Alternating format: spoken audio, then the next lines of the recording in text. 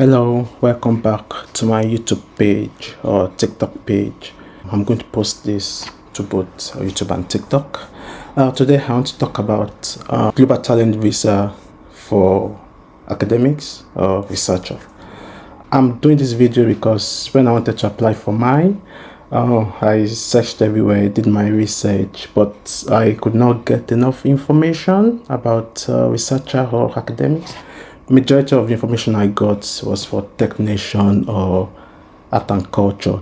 So if you're an academic and you want to come to the UK, then this content is for you.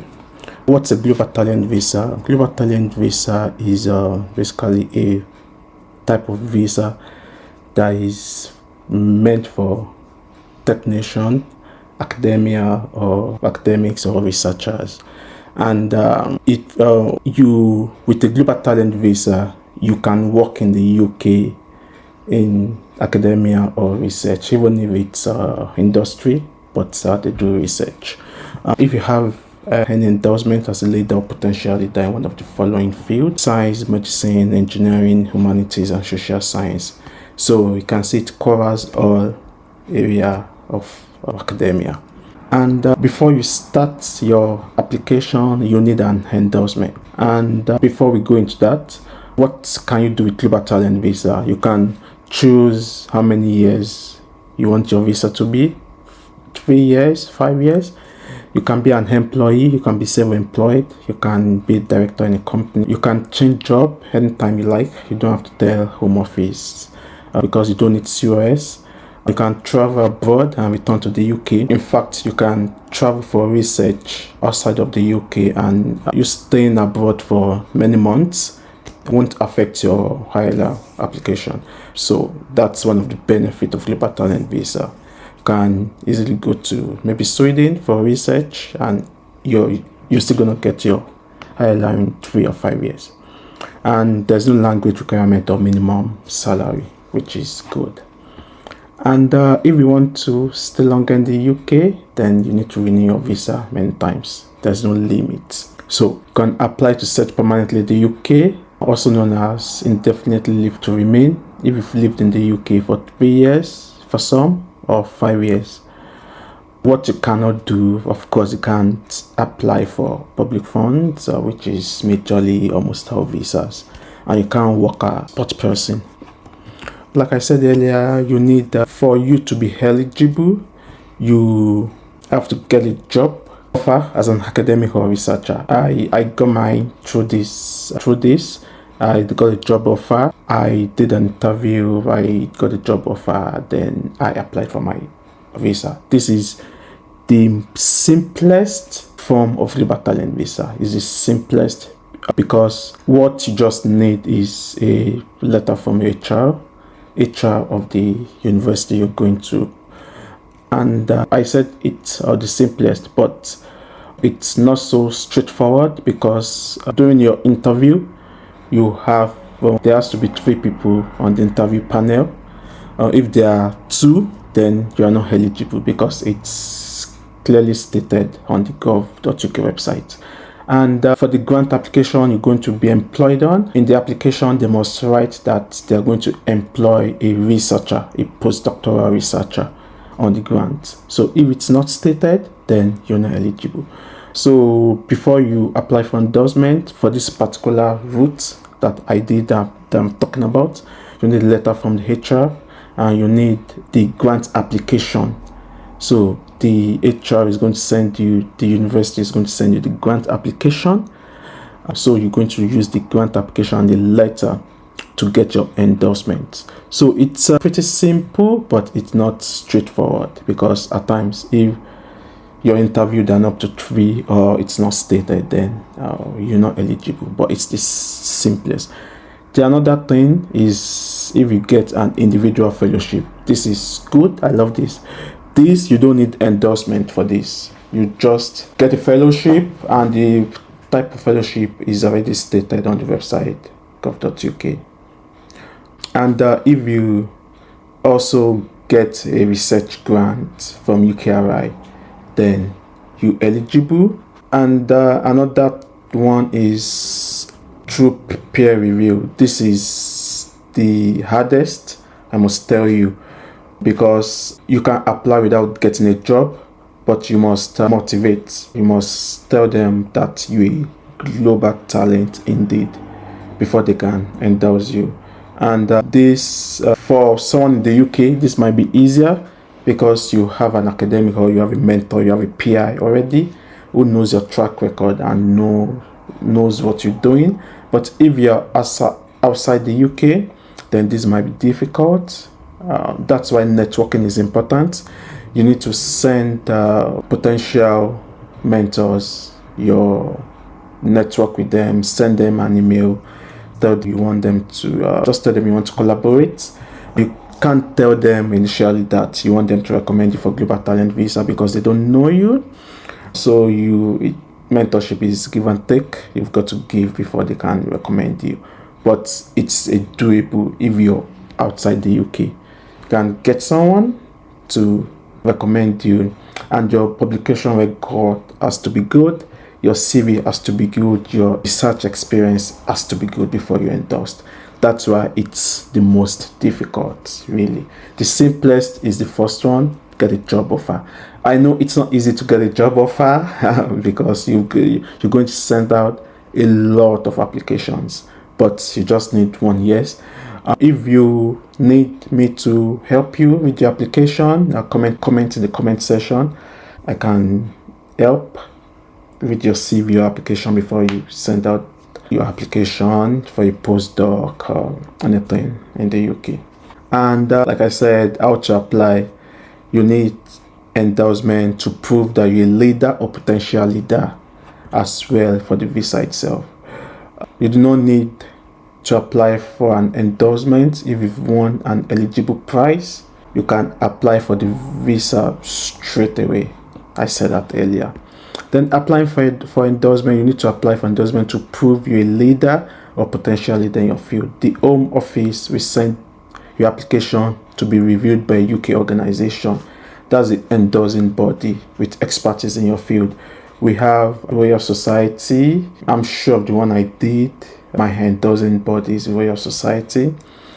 And how to apply depend on whether you have an eligible job offer. So these are clicks that you can just go to gov.uk/global talent for researchers and academics.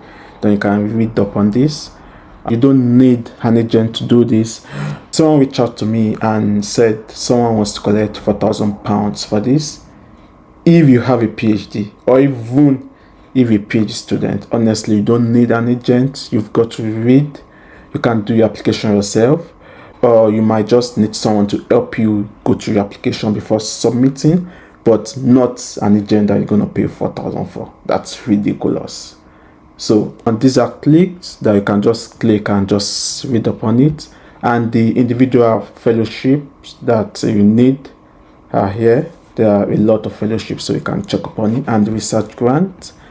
Oh, and if you want to be peer reviewed, you can click on this and read upon it. Or you usually get a decision within 2 weeks and 5 weeks if it's peer review. And after then, you can apply for the visa itself.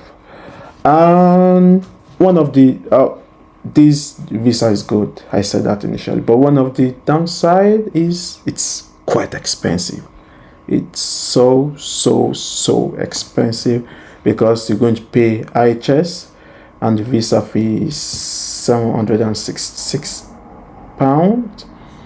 Initially, you apply for the endorsement and you pay for the visa fee, and even your dependents, they're not going to pay for the visa fee alone because this is visa fee alone. They're going to pay the whole £766, and you're going to get IHS fee of £1,035. So if you're doing for 5 years and you have a dependent or you have 2, that's a lot of money.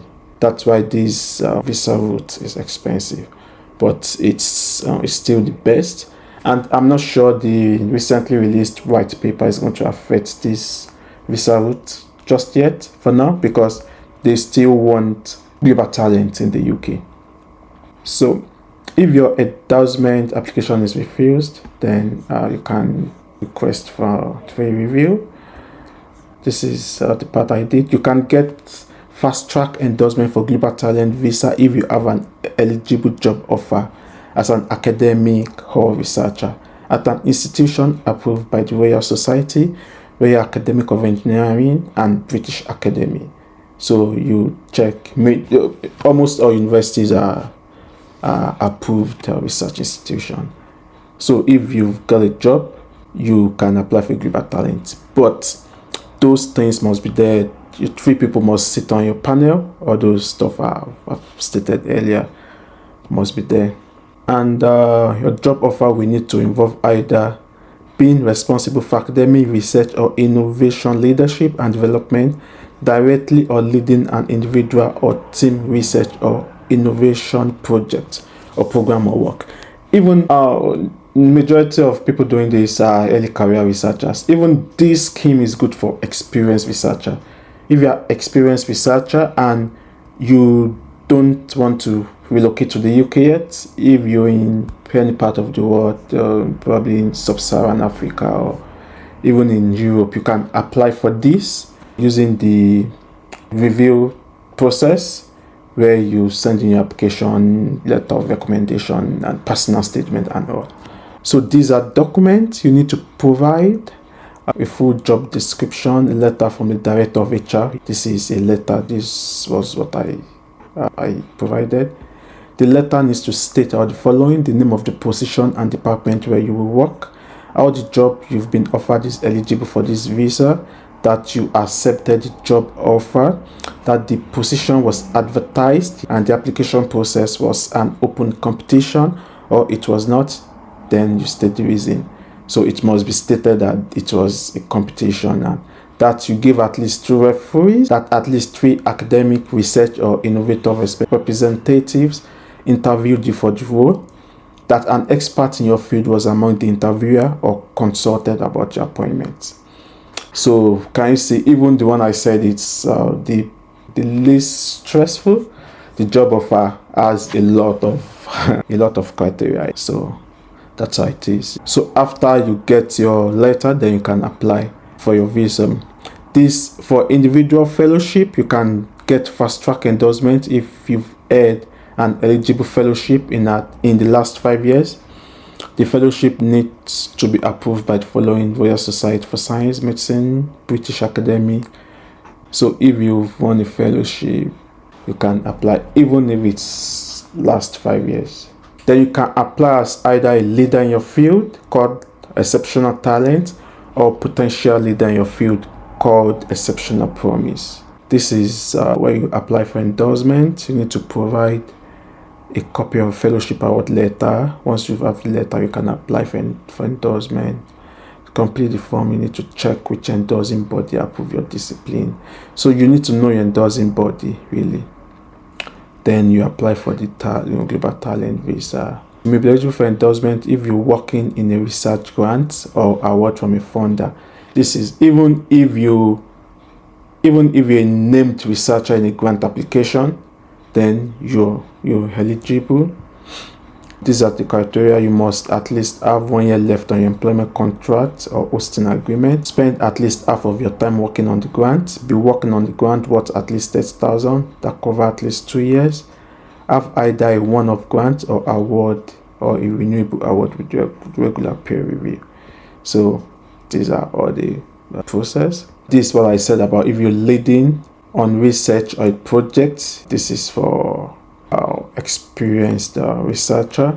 So basically, if you need someone to help you go through your application or to help you then you can reach out to me about this, and it's pretty straightforward. The most difficult, like I said, is when you want to peer review and you need a mentor, you need a UK academic, not a UK academic that is well known, renowned. That's what I'm looking for. Renowned academics in the UK that's going to recommend you. So that's it about applying for Global Talent Visa. Thank you for watching, and please share, like, and comment, and I'm going to see you in my next video. Bye.